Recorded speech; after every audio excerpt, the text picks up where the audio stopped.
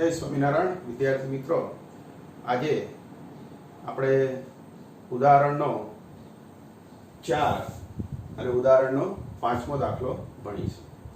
તમે કુલમનો નિયમ ભણી ગયા છો, તો એના પર આધારિત આ ઉદાહરણનો એક્ઝામ્પલ છે, એ આપણે ગણવાનું છે.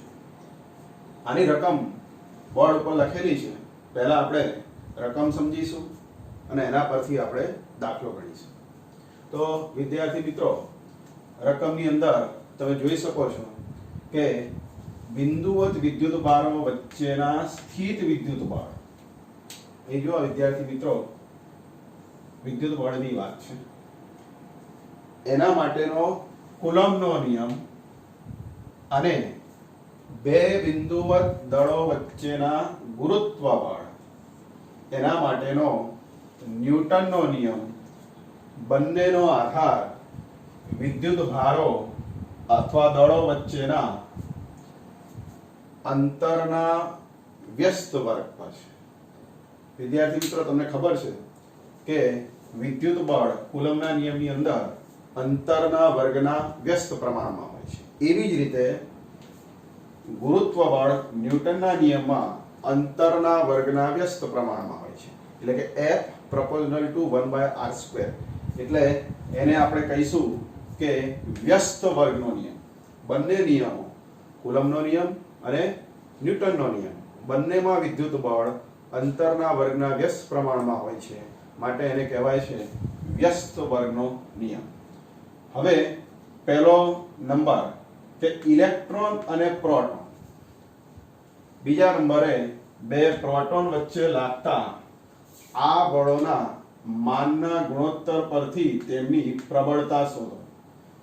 બીજા નંબરે ઇલેક્ટ્રોન અને પ્રોટોન 1 એંગસ્ટ્રોમ દૂર હોય ત્યારે તેમની વચ્ચે પરસ્પર આકર્ષણ બળથી ઉદ્ભવતા ઇલેક્ટ્રોન અને પ્રોટોનનો પ્રવેગ શોધો. તો વિદ્યાર્થી મિત્રો, એના માટે તમને પ્રોટોનનું દળ અને ઇલેક્ટ્રોનનું દળ આપેલું છે. તો આ એક્ઝામ્પલમાં આપણે બે વસ્તુ શોધવાની છે.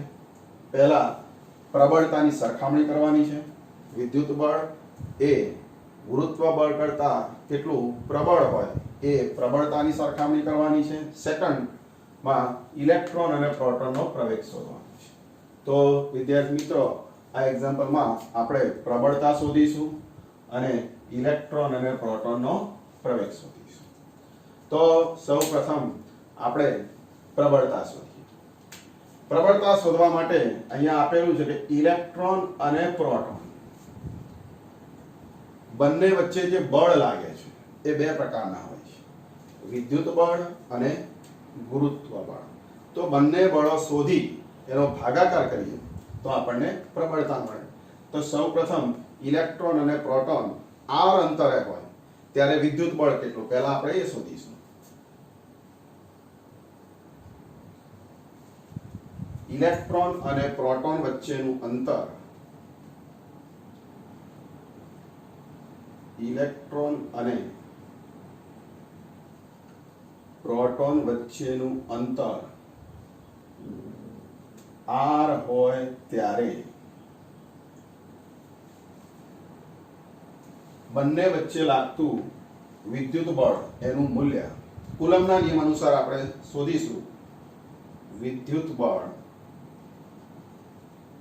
એટલે કે Fe બરાબર, તમને મિત્રો ખ્યાલ છે કે કુલમના નિયમમાં પહેલા અચળાંક આવે 1/4πε0, પછી ઇલેક્ટ્રોન અને પ્રોટોનની વાત છે એટલે અહીંયા ઇલેક્ટ્રોનનો વિદ્યુતભાર -e ગુણ્યા પ્રોટોનનો વિદ્યુતભાર e + e ભાગ્યા બંને વચ્ચેનું અંતર r છે એટલે r². તો વિદ્યાર્થી મિત્રો, આ સૂત્ર મુજબ આપણે વિદ્યુત બળ શોધી શકીએ છીએ. આ સૂત્રને જો સાદુરૂપ આપવામાં આવે તો માઇનસ નિશાની આગળ લઈએ તો 1/4πε0 ગુણ્યા e × e² ભાગ્યા છેદમાં એટલે કે r². આને સમીકરણ નંબર આપણે 1 આપીશું. હવે ઇલેક્ટ્રોન પ્રોટોન વચ્ચેનું અંતર r હોય ત્યારે બંને વચ્ચે કેટલું ગુરુત્વ બળ લાગે. આ વિદ્યુત બળ થયું. તો ગુરુત્વ બળ કેટલું? તો હવે ગુરુત્વ બળને Fg વડે દર્શાવીશું. ગ્રેવિટેશનલ ફોર્સ ઇંગ્લિશમાં આને કહેવાય. આને કહેવાય ઇલેક્ટ્રિક ફોર્સ એટલે Fe વડે. તો અહીંયા ગુરુત્વાકર્ષી બળને ગ્રેવિટેશનલ ફોર્સ કહેવાય, ઇંગ્લિશમાં Fg વડે દર્શાવીશું. ગુરુત્વ બળ કોના કારણે લાગે? દળના કારણે. એટલે અહીંયા વિદ્યુત ભારના બદલે શું આવશે? દળ. અને અહીં અચળાંક ન્યૂટનના નિયમમાં શું આવે? કેપિટલ G, ગુરુત્વાકર્ષી સાર્વત્રિક અચળાંક. તો આને બદલે G, અહીંયા વિદ્યુત ભારના બદલે ઇલેક્ટ્રોનનું દળ એટલે કે me ગુણ્યા પ્રોટોનનું દળ mp ભાગ્યા બંને વચ્ચેનું અંતર r છે એટલે r². હવે આ બળ અહીંયા ઋણ નિશાની છે એવું દર્શાવે છે કે આ બળ આકર્ષી છે. ઇલેક્ટ્રોન પ્રોટોન વચ્ચે આકર્ષી વિદ્યુત બળ લાગે છે. એવી રીતે બે દળો વચ્ચે પણ આકર્ષી બળ હોય છે એટલે એને દર્શાવવા આગળ નિશાની માઈનસ લખી શકાય.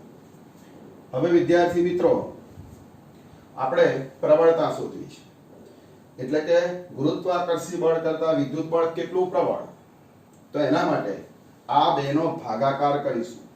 એટલે કે આ બંનેના મૂલ્યનો ગુણોત્તર. તો Fe ભાગ્યા Fg આ બંનેનો ભાગાકાર કરીશું. એટલે કે સમીકરણ 1 અને 2 નો ગુણોત્તર. વિદ્યાર્થી મિત્રો આ બંને પદમાં એટલે કે બંને સૂત્રમાં r² અંતર સમાન છે. એટલે ગુણોત્તર લેતી વખતે r² ઉડી જશે, માઈનસ નિશાની ઉડી જશે અને સાદુરૂપ આપતા e² અંશમાં અને છેદમાં આ પદ આવશે 4πε0. આ તો કેન્સલ થઈ જશે એટલે 4πε0 પછી આ g એ છેદમાં અને બે દળોનો ગુણાકાર me ગુણ્યા mp પણ છેદમાં. તો વિદ્યાર્થી મિત્રો આવી રીતે ગુણોત્તર થશે e² ભાગ્યા 4πε0 g me mp. હવે આ દરેક અચળાંકોની કિંમત આપણે જાણીએ છીએ. અહીં બધા અચળાંકો છે, આ બધા કહેવાય કે આ બધાના મૂલ્યો આપણે જાણીએ છીએ. તો અહીંયા કિંમત મૂકીએ એટલે ગુણોત્તર આપણને મળી જશે. તો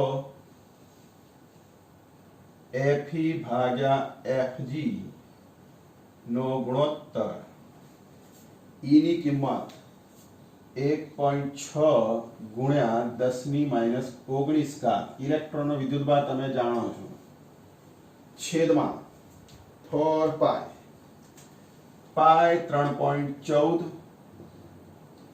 ગુણ્યા એપ્સિલોન 0 એટલે પરમિટિવિટી શૂન્યાવકાશની જેનું મૂલ્ય છે 8.85 ગુણ્યા 10⁻12 ગુણ્યા કેપિટલ G ગુરુત્વાકર્ષી સાર્વત્રિક અચળાંક 11મા ધોરણમાં ભણી ગયા હતા. આનું મૂલ્ય 6.67 ગુણ્યા 10⁻11 ગુણ્યા ઇલેક્ટ્રોનનું દળ જે રકમમાં આપેલું છે 9.11 ગુણ્યા 10⁻31 ગુણ્યા ઇલેક્ટ્રોનનું દળ આપણે લખ્યું હવે પ્રોટોનનું દળ mp એટલે તો 1.67 ગુણ્યા 10⁻27. વિદ્યાર્થી મિત્રો અહીંયા આ સાદુરૂપ એ તમે કેલ્ક્યુલેટર થી સારી રીતે ગણી શકશો.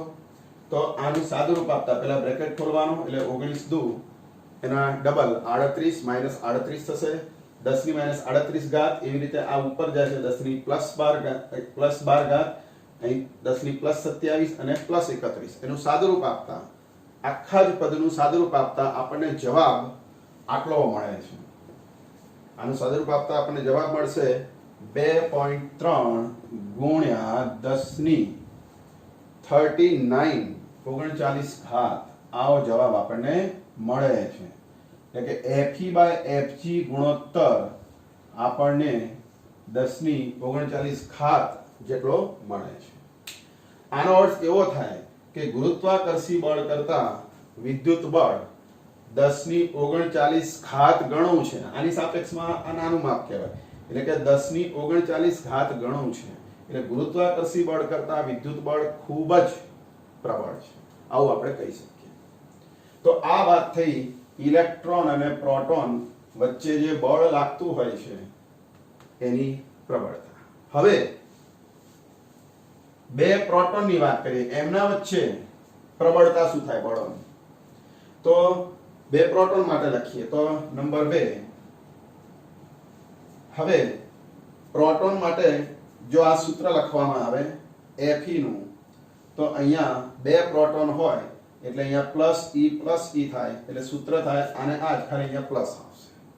અને જો ગુરુત્વાકર્ષી બળની વાત કરીએ તો પ્લસ G, અહીંયા me ના બદલે mp આવશે, mp બાય r².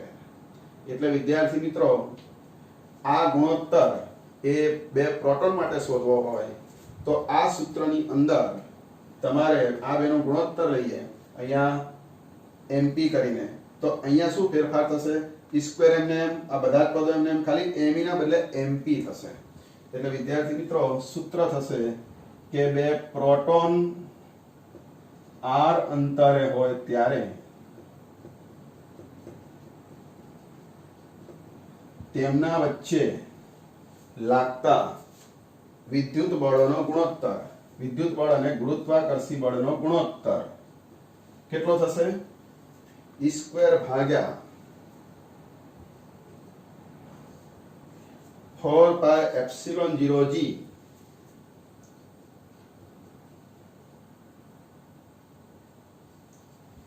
અને અહીંયા mp એટલે mp નો વર્ગ અથવા 2 વખત mp. વિદ્યાર્થી મિત્રો જે રીતે તમે અહીંયા ગણતરી કરી દરેક પદોની કિંમત મૂકીને, એવી જ રીતે તમે જો અહીંયા ગણતરી કરશો તો તમને જવાબ આટલો મળશે કે જવાબ મળશે 1.24 ગુણ્યા 10⁻36 આટલો જવાબ તમને મળશે. તો વિદ્યાર્થી મિત્રો બે પ્રોટોન r અંતરે હોય ત્યારે વિદ્યુત બળ ભાગ્યા ગુરુત્વાકર્ષી બળ એટલે કે આ બંનેના ગુણોત્તરનું મૂલ્ય, માનાંક આપણે લઈએ તો ગુણોત્તરનું મૂલ્ય 1.24 10⁻36 થાય છે. તો વિદ્યાર્થી મિત્રો તમે સમજી ગયા હશો કે આ બંને જવાબ પરથી એવું કહી શકાય કે ગુરુત્વાકર્ષી બળ કરતા વિદ્યુત બળ એ વધુ પ્રબળ છે. ઇલેક્ટ્રોન પ્રોટોન r અંતરે હોય ત્યારે અને બે પ્રોટોન r અંતરે હોય ત્યારે. હવે બીજો વિભાગ એટલે કે બી, ઇલેક્ટ્રોન અને પ્રોટોન 1 એંગસ્ટ્રોમ દૂર હોય ત્યારે તેમની વચ્ચે પરસ્પર આકર્ષણ બળથી ઉદ્ભવતા પ્રવેગ, ઇલેક્ટ્રોન અને પ્રોટોનના પ્રવેગ શોધવાના છે. તો હવે આપણે પ્રવેગ શોધીએ.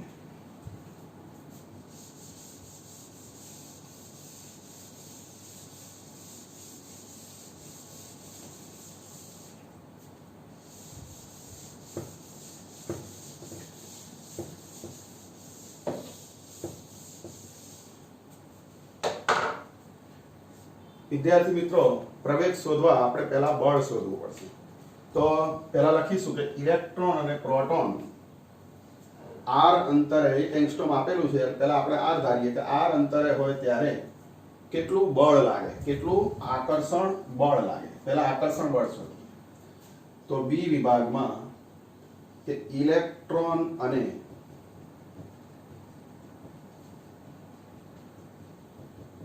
પ્રોટોન r અંતરે હોય ત્યારે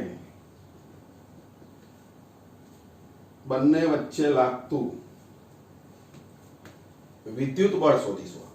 કેટલું વિદ્યુત બળ હશે વિદ્યાર્થી મિત્રો?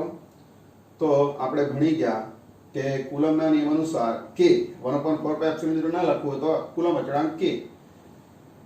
અહીંયા ઇલેક્ટ્રોન અને પ્રોટોનનો વિદ્યુતભાર લઈશું. ઇલેક્ટ્રોનનો વિદ્યુતભાર E, પ્રોટોનનો વિદ્યુતભાર પણ E, એટલે E ગુણ્યા E² ભાગ્યા તેમની વચ્ચેનું અંતર r ધાર્યું છે એટલે r². સૌ પ્રથમ આપણે આ બળ શોધીશું અને બળ પરથી આ ઇલેક્ટ્રોન પ્રોટોનના પ્રવેગ શોધીશું. તો અહીંયા બળનું મૂલ્ય થશે કે 9 × 10⁹. તમને વિદ્યાર્થી મિત્રો k નું મૂલ્ય ખબર હશે કે 9 10⁹ લેવામાં અથવા તો આનું મૂલ્ય વધારે સારી રીતે લખો તો 8.987 આવું પણ લખી શકાય ગુણ્યા e એટલે 1.6 10⁻19 ઘાતનો વર્ગ ભાગ્યા ઇલેક્ટ્રોનનો વિદ્યુતભાર અને પ્રોટોનનો વિદ્યુતભાર સરખો છે ભાગ્યા r એટલે 1 એંગસ્ટ્રોમ વિદ્યાર્થી મિત્રો એંગસ્ટ્રોમ 1 એંગસ્ટ્રોમ એટલે 10⁻10 મીટર થાય એટલે અહીંયા 10⁻10 મીટર એનો વર્ગ થશે વિદ્યાર્થી મિત્રો જો આનું સાદુરૂપ આપવામાં આવે તો બળનું મૂલ્ય એ આપણને મળે છે 2.3 ગુણ્યા 10⁻8 ન્યૂટન તો આ બળ આ વિદ્યુત બળ એ ઇલેક્ટ્રોન અને પ્રોટોન વચ્ચે લાગે છે હવે ઇલેક્ટ્રોન જેટલું પ્રોટોન ઉપર બળ લગાડશે એટલું જ પ્રોટોન ઇલેક્ટ્રોન ઉપર બળ લગાડશે આકર્ષી બળ એટલે કે આ બળ એ સમાન થશે એટલે ઇલેક્ટ્રોન અને પ્રોટોનનો પ્રવેગ શોધવા બંનેમાં બળ આપણે સમાન લઈશું તો અહીંયા લખીશું કે ન્યૂટનના નિયમ અનુસાર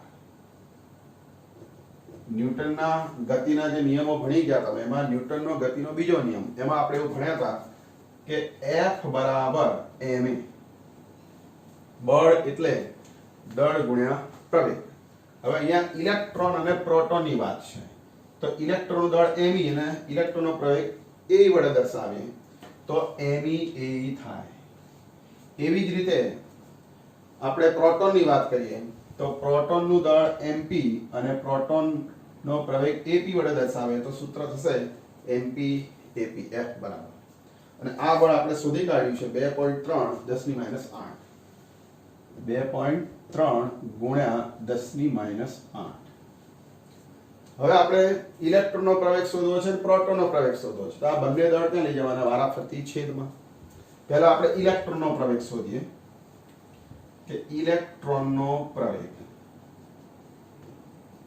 એટલે AE બરાબર શું થશે 2.3 10⁻8 છેદમાં ઇલેક્ટ્રોનનું દળ જશે ઇલેક્ટ્રોનનું દળ અહીંયા આપેલું છે 9.11 10⁻31 9.11 ગુણ્યા 10⁻31 અને આનું સાદુરૂપ આપતા જવાબ 2.52 ગુણ્યા 10⁻22 ઘાત અને પ્રવેગનો એકમ મીટર પર સેકન્ડ સ્ક્વેર તો વિદ્યાર્થી મિત્રો ઇલેક્ટ્રોનમાં આટલો પ્રવેગ ઉદ્ભવશે 1 એંગસ્ટ્રોમ અંતરે ઇલેક્ટ્રોન પ્રોટોન હોય ત્યારે ઇલેક્ટ્રોનમાં ઉદ્ભવતો પ્રવેગ 2.52 10⁻22 ઘાત કેટલો થશે આ ખૂબ જ મોટો પ્રવેગ કહેવાય આવી જ રીતે પ્રોટોનનો પ્રવેગ શોધીએ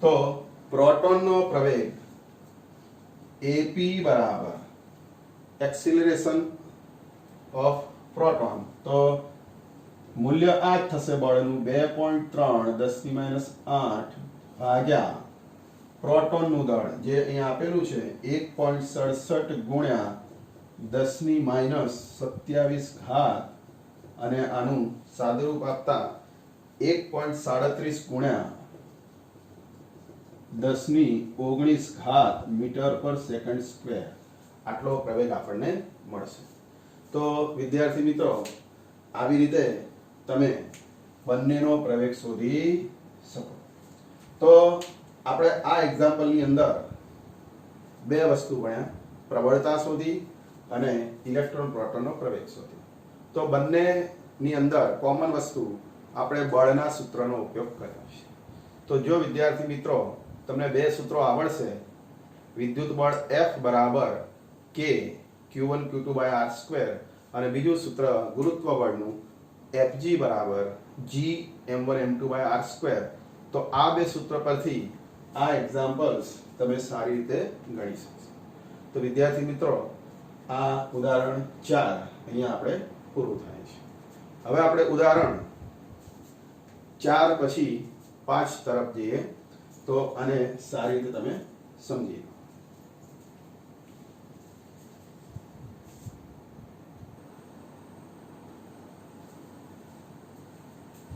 વિદ્યાર્થી મિત્રો, હવે આપણે ઉદાહરણ 5 ગણીશું. ઉદાહરણ 5 ની રકમ આવી આકૃતિ સ્વરૂપે આપણે બોર્ડ ઉપર મેં લખેલી છે. તો તમે આ રીતે એ રકમને આપણે પહેલા સમજીશું.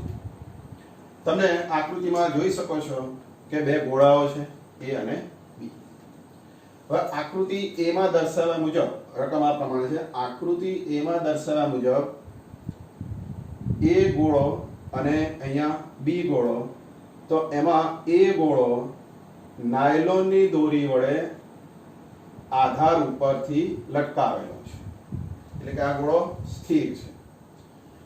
B ગોળો એને દૂરથી આ અવાહક હાથો એટલે કે હેન્ડલ, અવાહક હેન્ડલ વડે B ગોળાને દૂરથી A ગોળા તરફ 10 સેન્ટીમીટરના અંતરે લાવવામાં આવે છે. તો B વિદ્યુતભારિત ગોળા વડે A વિદ્યુતભારિત ગોળા પર કેટલું અપાકર્ષણ બળ લાગશે, પહેલા આપણે એ શોધવાનું છે. હવે આકૃતિ B માં દર્શાવ્યા મુજબ A વિદ્યુતભારિત ગોળાનો વિદ્યુતભાર રહિત C ગોળા જોડે સંપર્ક કરાવવામાં આવે છે અને વિદ્યુતભાર રહિત B ગોળા સાથે વિદ્યુતભાર રહિત D ગોળાનો B સાથે સંપર્ક કરાવવામાં આવે છે. તો આ C અને D બંને ગોળાઓનો A અને B જોડે સંપર્ક કરાવવામાં આવે છે અને ત્યારબાદ C આકૃતિમાં દર્શાવ્યા મુજબ C અને D બંનેને દૂર કરવામાં આવે. C અને D વિદ્યુતભાર રહિત હતા, એને સંપર્ક નહીં કરાવ્યો, હવે એને દૂર કરવામાં આવે અને B ગોળાને, B વિદ્યુતભારિત ગોળાને A ગોળા નજીક 5 સેન્ટીમીટર અંતરે લઈ જવામાં આવે. જે પ્રારંભમાં 10 હતું એના બદલે 5 સેન્ટીમીટર અંતરે લઈ જવામાં આવે, અડધા અંતરે. તો A પર કેટલું અપાકર્ષી બળ લાગશે? તો વિદ્યાર્થી મિત્રો, આ આકૃતિ પરથી આપણે આ એક્ઝામ્પલ ઉદાહરણ 5 એનો ઉકેલ મેળવીશું. તો ઉકેલ આ પ્રમાણે થશે.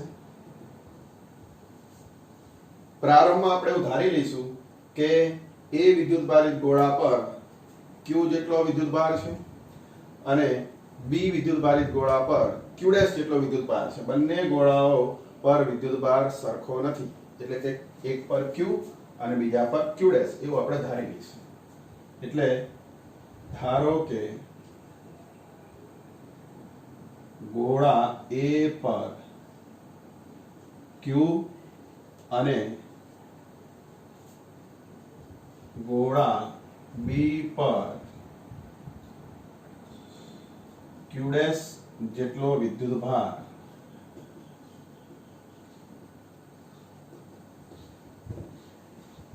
પ્રારંભમાં છે. પ્રારંભમાં A ગોળા પર Q અને B ગોળા પર Q' વિદ્યુતભાર છે. હવે આ બંને વચ્ચેનું અંતર 10 સેમી આપ્યું છે. આપણે R ધારી લઈએ કે ધારો કે આ બંને વચ્ચેનું અંતર R હોય ત્યારે તેમની વચ્ચે લાગતું સ્થિત વિદ્યુતભાર, એટલે કે તેમની વચ્ચે R અંતર હોય ત્યારે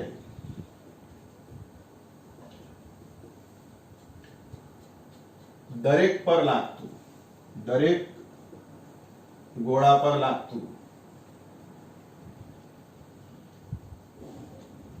સ્થિત વિદ્યુત બળ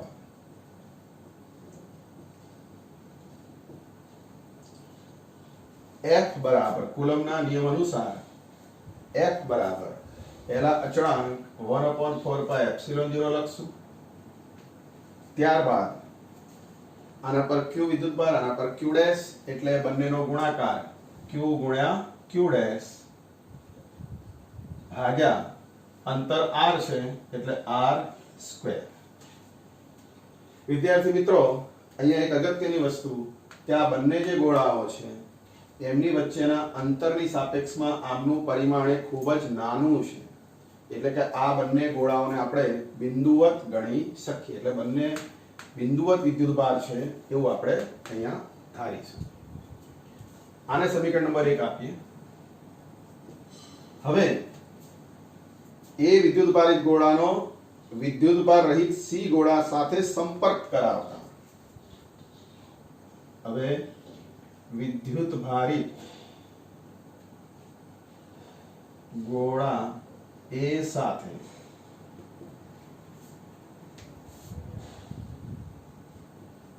વિદ્યુતભાર રહિત સી ગોળા અને સાથે સાથે બી વિદ્યુતભારિત ગોળાનો વિદ્યુતભાર રહિત બી ગોળા જોડે સંપર્ક કરાવતા.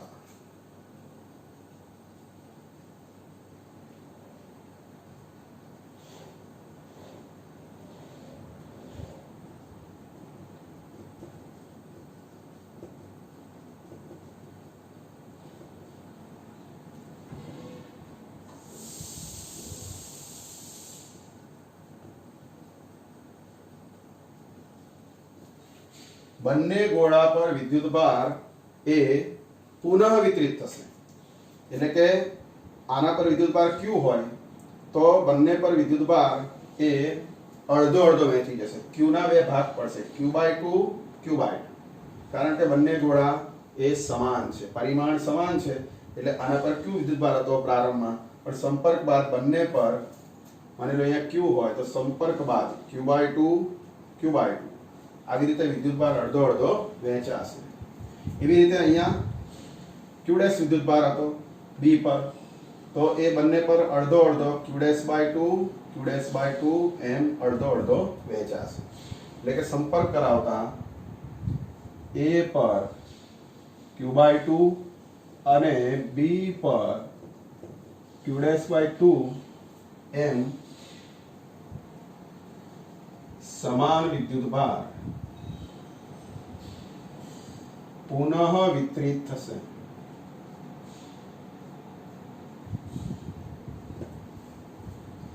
હવે A અને B વચ્ચેનું અંતર એ આ બંને ગોળાને હવે દૂર કરીશું. હવે A અને B વચ્ચેનું અંતર એ 5 સેમી અડધું કરવામાં આવે છે. અહીંયા 10 નું અડધું 5, એટલે કે અહીંયા r ધાર્યું હોય તો r નું અડધું r/2.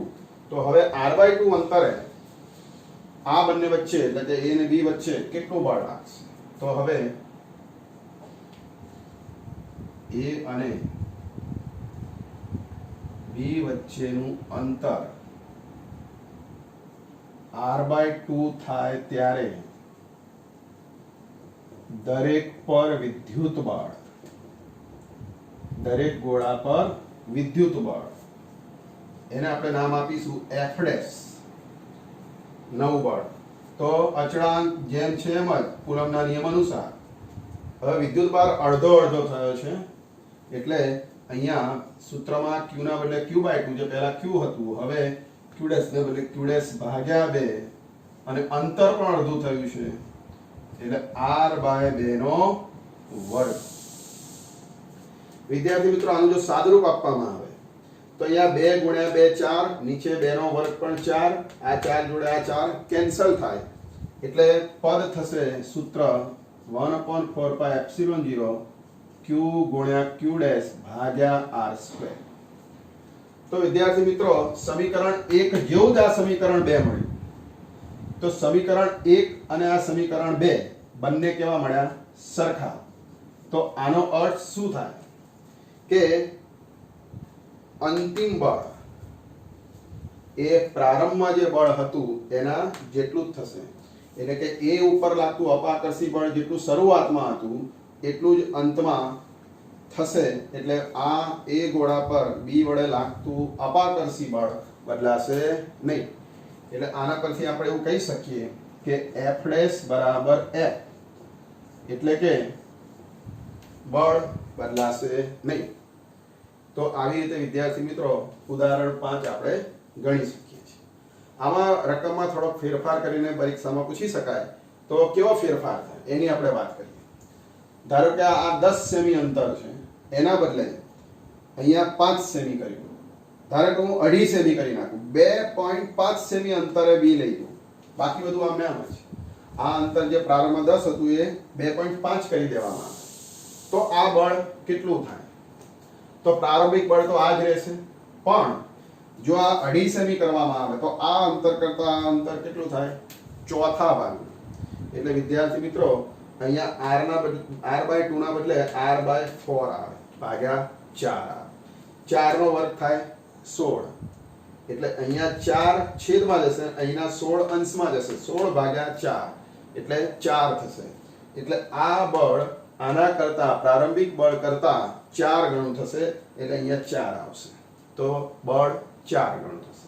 આવી રીતે વિદ્યાર્થી મિત્રો અહીંયા સંપર્ક દ્વારા પ્રેરણની આપણે જે રીત ભણી ગયા હતા આગળ કે સંપર્ક દ્વારા વિદ્યુતભાર કેવી રીતે પ્રસ્થાપિત થાય એના પર આધારિત અને કુલમના નિયમ પર આધારિત આ એક્ઝામ્પલ છે.